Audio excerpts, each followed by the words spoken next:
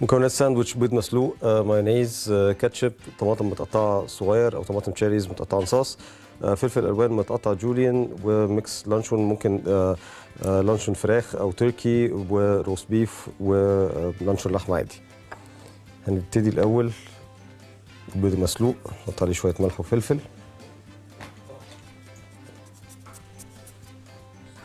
نهرسه هرسه مبدئيه كده.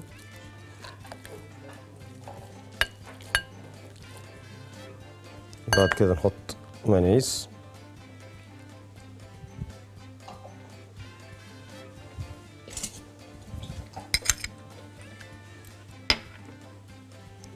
معلقة كاتشب، نهرس تاني،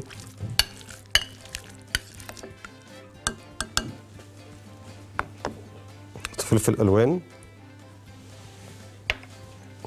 طماطم تشيري، شوية زيت زيتون خفاف،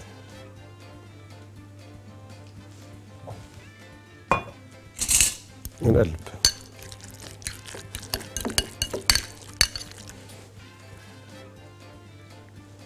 كده نحط لانشون،